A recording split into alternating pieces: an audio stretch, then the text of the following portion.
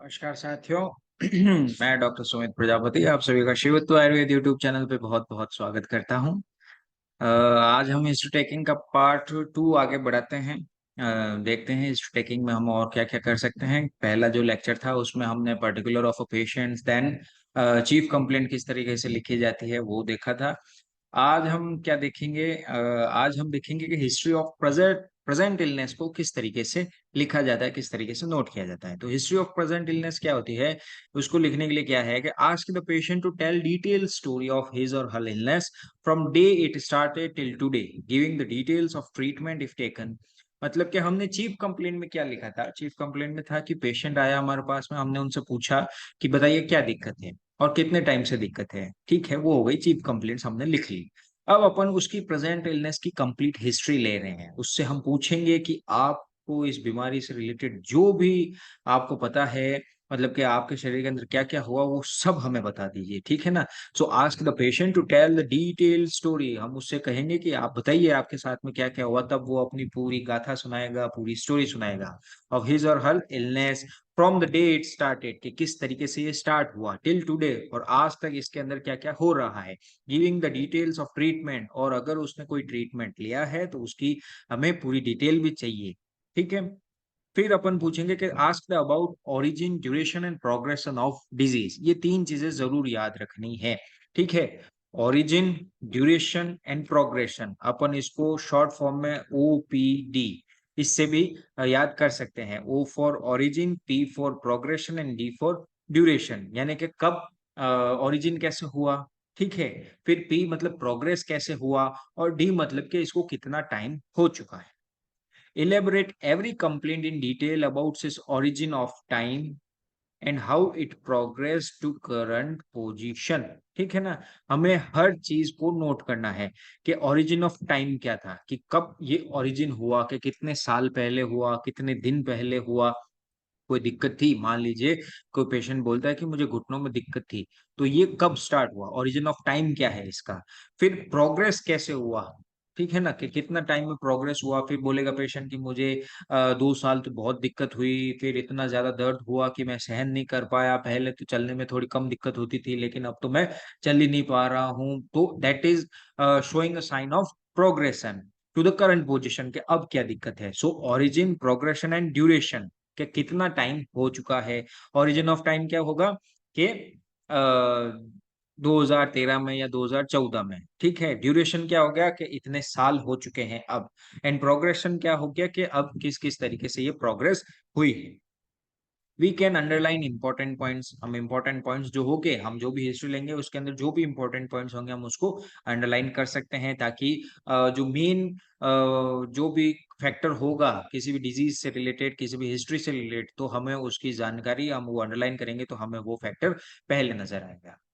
इसके अलावा analysis of symptoms कैसे किया जाता है, कि मान लीजिए पेशेंट आया, हम उसकी प्रेजेंट इलनेस की हिस्ट्री ले रहे हैं, तो आप सिम्टम को किस तरीके से एनालाइज करेंगे। So most common complain is pain. दर्द के साथ ही हमेशा पेशेंट जो होगा वो हॉस्पिटल में आएगा। चाहे घुटने का दर्द हो, चाहे सर का दर्द हो, चाहे पेट का दर्द हो, आंख का दर्द हो, कान का दर्द हो, कोई भी टाइप का दर्द हो, पेशेंट हमेशा दर्द की कंप्लेंट लेके ही हमारे पास में आएगा। वॉमिटिंग होगी, डायरिया होगा, तब भी पेन एब्डोमेन ही होगा। ठीक है ना? So most common complaint is pain which brings the patient to the doctor. Ask about pain in following points. अब हम दर्द हो रहा है तो क्या क्या पूछेंगे उसके लिए, कि साइट, के दर्द कहाँ हो रहा है, वेयर इज द पेन। फिर दूसरा पूछेंगे रेडिएशन कहाँ है, रेडिएशन हो रहा है कि नहीं। पेन इज स्टैटिक और move from one place to other, यानी कि पेन जो है वो एक ही जगह है। कि मान लीजिए मैं कह रहा हूं कि मुझे इस उंगली में दर्द हो रहा है, तो ये हो गई साइट, कि where is the pain, pain in the finger. Radiation, के पेन कहीं जाता है, ये दर्द कहीं ऐसा तो नहीं है कि इस उंगली से इस उंगली में भी जाता है, या इस उंगली से हाथ में जा रहा है, ये हाथ से एल्बो जॉइंट में जा रहा है, एल्बो जॉइंट से शोल्डर में जा रहा है, ऐसा तो कोई कम प्रॉब्लम नहीं, मतलब रेडिएट तो नहीं हो रहा है। ठीक है। फिर अपन पूछेंगे सिविरिटी कितनी है, कि does it disturb the pain patient to do his और हर डेली रूटीन वर्क, कि इस दर्द से आपको रोजमर्रा की चीजें करने में कोई प्रॉब्लम तो नहीं हो रही है। या फिर can you sleep sleep properly while having his pain, this pain, मतलब कि ज्यादातर क्या होता है कि लोगों को इतना दर्द होता है कि पेशेंट सो नहीं पाता है। सो दैट इज कि सीवियर बहुत ज्यादा है, पेन की सीवियरिटी ज्यादा है। अगर पेन को कोई पेशेंट है टॉलरेट कर सकता है, रात को आराम से नींद आ रही है, कोई प्रॉब्लम नहीं हो रही है, वो अपनी दैनिक रोजमर्रा के सारे काम कर रहा है, मतलब उसके सारे काम आराम से हो रहे हैं, लेकिन जब उसका ध्यान जाता है, तब उसको पेन महसूस होता है। दैट मीन्स कि वो पेन सीवियर नहीं। लेकिन अगर कोई सीवियर पेन होता है, तो पेशेंट की डेली रूटीन वर्क्स जो होते हैं, वो डिस्टर्ब हो जाते हैं, पेशेंट जो है वो सही से सो नहीं पाता है, तो वो उसकी सीवियरिटी को शो करता है। फिर अपन पूछेंगे टाइमिंग कि at which time pain occur और एनी डायरनल वेरिएशन, कि पेन जो हो रहा है वो कब कब होता है। कि पेशेंट बोलता है कि मैं जब चलता हूँ तब मेरे दर्द होता है, या फिर किसी को वॉमिटिंग हो रही है तो उल्टी होता है तब दर्द होता है, बाकी तब तो कोई दिक्कत नहीं रहती है। अगर कोई खाना खा रहा है तो खाना खाने से पहले बहुत दर्द होता है, लेकिन जब खा लेता हूँ तो आराम मिल जाता है। सो एट अ पर्टिकुलर टाइम हमें पूछना है कि कब दर्द होता है, पेशेंट बताएगा। या एनी डायरनल वेरिएशन, डायरनल का मतलब होता है कि दिन या रात के अंदर कोई वेरिएशंस आ रहे हैं क्या पेन को लेके, कि रात में तो आराम मिलता है लेकिन दिन होते ही वो पेन ज्यादा हो जाता है। या फिर दिन में तो आराम मिलता है, रात में दर्द ज्यादा हो जाता है, सुबह के टाइम पे दर्द ज्यादा रहता है, शाम के टाइम पे दर्द ज्यादा रहता है। तो डायरनल वेरिएशंस भी दिख रहे हैं या फिर नहीं दिख रहे हैं। तो क्या क्या पूछेंगे, साइट पूछेंगे, रेडिएशन पूछेंगे, सिविरिटी पूछेंगे, टाइमिंग पूछेंगे। और क्या-क्या पूछ सकते हैं? एक्सेजरेशन, कि व्हाट ट्रिगर्स पेन और सिम्पटम्स, के उसको जो भी दिक्कत हो रही है, वो ऐसा क्या कुछ करता है जिसकी वज़ह से वो बहुत ज़्यादा बढ़ जाता है? आर देयर एनी एक्सेजरेटिंग फैक्टर, मतलब कि किसी ने कहा कि मुझे दर्द हो रहा है, घुटने में दर्द हो रहा है, तो वो घुटने का दर्द कोई ऐसा काम है जिसकी वज़ह से बढ़ रहा है? तो पेशेंट बोलेगा कि भई मैं जब ज़्यादा चलता हूँ, तो बहुत ज़्यादा दर्द होता है, या फिर मैं बैठता हूँ तो दर्द होता है, या फिर मैं बैठ के खड़ा होता हूँ तो बहुत ज़्यादा दर्द होता है। So these are exaggerating factors. Does it occur at rest or during or after any exertion, कि या तो जो दर्द होगा या एक्सेजरेशन होगा वो आराम करेगा तब भी होता रहेगा, या फिर कोई काम करेगा, कोई एक्सर्शनल काम करेगा, तब होगा, या फिर उसके बाद में होगा। तो वो सारी चीज़ें अपन को पूछनी पड़ेगी कि जो एक्सेजरेटिंग फैक्टर है, यानी कि पेशेंट को जो भी दिक्कत हो रही है, उस दिक्कत को बढ़ाने वाले कोई कारक उपस्थित है या नहीं है। ठीक है ना? तो वो अपन को पूछना पड़ेगा। रिलीफ किससे मिल रहा है उस पेशेंट को, ठीक है? कि what makes you feel better.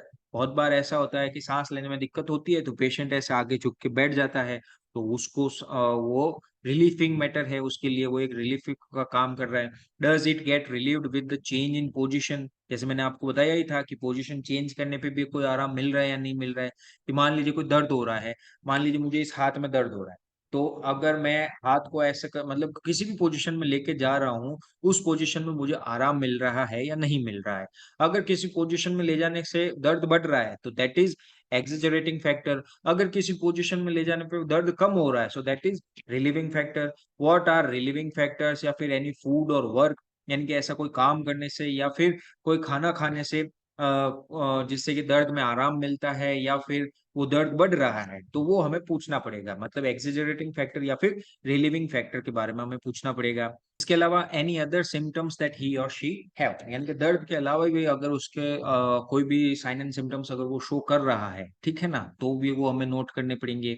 तो हमें क्या-क्या नोट करना पड़ेगा किसी भी प्रेज़ेंट इलनेस में, अगर पेन को अगर हम एनालाइज़ कर रहे हैं तो उसकी साइट कहाँ है, रेडिएशन, पेशेंट के अंदर अगर पेन जो है वो रेडिएट हो रहा है या नहीं हो रहा है, पेन की सीवियरिटी कितनी है, और टाइमिंग क्या है, किस टाइम पे वो ज़्यादा हो रहा है, कम हो रहा है, डायरेनल वेरिएशंस है या नहीं, एक्सेजरेशन हो रहा है या नहीं, रिलीफ मिल रहा है, रिलीफिंग फैक्टर क्या है, या फिर कोई दूसरे सिम्पटम्स भी वो बताता है या नहीं।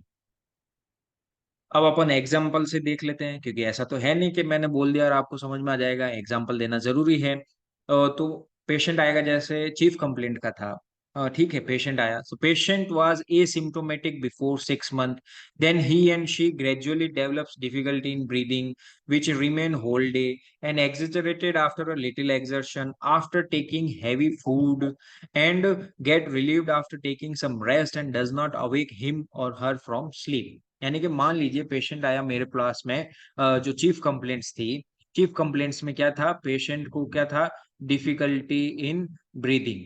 पेशेंट को क्या-क्या कंप्लेंट्स थी, डिफिकल्टी इन ब्रीदिंग, ठीक है? कितने टाइम से थी, 6 महीने से थी। दूसरी क्या थी, उसको वेट कफ चल रहा था, कितने टाइम से चल रहा था? 4 महीने से चल रहा था। और क्या कंप्लेंट लेके आया पेशेंट मेरे पास में? चेस्ट पेन हो रहा था। कितने टाइम से हो रहा था? 1 मंथ से हो रहा था। ये मैंने चीफ कंप्लेंट नोट की। अब मैं इसको हिस्ट्री ऑफ प्रेजेंट इलनेस में कैसे नोट करूंगा? So history of present illness will be that patient was asymptomatic before 6 month. यानी कि पेशेंट को तकलीफ कब से स्टार्ट हुई? 6 महीने से स्टार्ट हुई। So patient was asymptomatic before 6 month. Then he or she gradually develops difficulty in breathing which remain whole day. ठीक है ना, पेशेंट बताएगा कि वो पूरे दिन तक रहती है, which remain whole day and exaggerated after little exertion. ठीक है ना, तो एक्सेजरेटिंग फैक्टर आ गया कि थोड़ा बहुत भी काम करता है तो एक्सेजरेट हो जाती है, सांस लेने में दिक्कत बढ़ जाती है। और after taking heavy food and मतलब कि कुछ ज्यादा हैवी खाना खा लेगा तो फिर एक्सेजरेट हो जाएगा। And get relieve, relieving factor है। After taking some rest, rest कर लेगा तो फिर उसको आराम मिलेगा। And does not awake him or her from sleep, यानी कि ये उसकी सीविरिटी को शो नहीं कर रहा है। यानी कि जब तक आराम करेगा तो उसको ऐसा भी सांस लेने में दिक्कत नहीं होती है, इतनी सीवियर सांस भी मतलब कि सांस की प्रॉब्लम नहीं है कि पेशेंट नींद से भी जग जाए। तो क्या क्या हो रहा है कि मेन सिम्टम क्या है, साइट क्या है? साइट में क्या है? मेन सिम्टम क्या हो गया? डिफिकल्टी इन ब्रीदिंग, सांस लेने में दिक्कत हो रही है।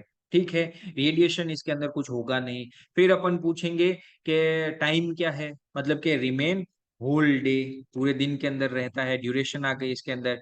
फिर है कि एक्सेजरेटिंग फैक्टर क्या क्या है? एक्सेजरेटिंग फैक्टर मिल गए कि एक्सर्शन करेगा या फिर हैवी मील लेगा तो ये सारे एक्सेजरेट हो जाएंगे।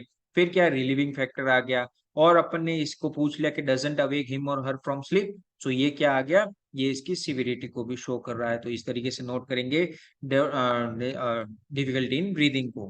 फिर दूसरा क्या था? Wet cough. So patient also reports onset of intermittent productive cough. अब इसके अंदर आपको सारी मेडिकल टर्मिनोलॉजीज का भी यूज करना पड़ सकता है। ठीक है, so patient also reports onset of intermittent productive cough. ठीक है ना, गीली खांसी चल रही थी, दैट मींस कफ आ रहा है उसको। सो इंटरमिटेंट प्रोडक्टिव कफ, इंटरमिटेंट का मतलब ऐसा है कि 1 दिन चलेगी, 2 दिन नहीं चलेगी, 4 दिन चली, तो इस तरीके से।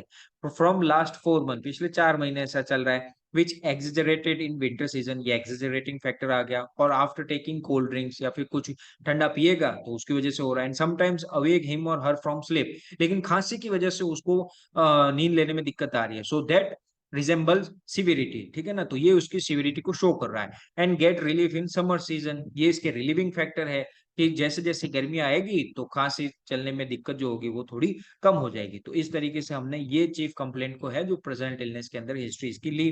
फिर क्या था? चेस्ट पेन था। सो चेस्ट पेन क्या है? Patient develops non radiating right side chest pain. ठीक है ना, तो साइड क्या हो गई? राइट साइड चेस्ट पेन हो गई। पेन का जो मैंने आपको बताया किस तरीके से एनालाइज करना है।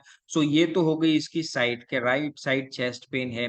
ठीक है, फिर अपन को क्या करना था? साइड के अलावा रेडिएशन तो है या नहीं? तो नॉन रेडिएटिंग है। ठीक है, बिफोर 1 मंथ, ये इसके टाइमिंग को शो कर रहा है। Which occurs mostly in evening time, ये भी इसके डायरनल टाइम को शो कर रहा है कि इवनिंग टाइम में हो रहा है। आफ्टर डिनर, ठीक है ना, कि after dinner and remain for mostly over 2 hours, which occurs mostly in evening time after dinner. ये स्पेसिफिक शो कर रहा है कि खाना खाऊंगा उसके बाद में, ठीक है ना, ये दर्द होगा। और रिमेन फॉर मोस्टली 2 आवर्स, कि 2 घंटे तक ये आराम से बना रह रहा है। तो इस तरीके से अपन किसी भी पेशेंट की इलनेस को, प्रेजेंट इलनेस की हिस्ट्री को अपन इस तरीके से नोट करेंगे। क्या क्या नोट करेंगे? पेन है तो पेन की साइट क्या है, ठीक है ना, उसकी सीविरिटी कितनी है, उसका ड्यूरेशन मतलब कि टाइम कितना है, कोई रेडिएशन तो नहीं हो रहा है, एक्सेजरेटिंग फैक्टर्स कितने हैं, रिलीविंग फैक्टर्स कितने हैं, कोई दूसरे साइन एंड सिम्टम्स तो नहीं शो हो रहे हैं। तो उस तरीके से अपन उसको पूरा नोट डाउन करेंगे। So this is an example of history of present illness. आशा करता हूँ कि आपको एक वीडियो पसंद आया होगा। Thank you so much.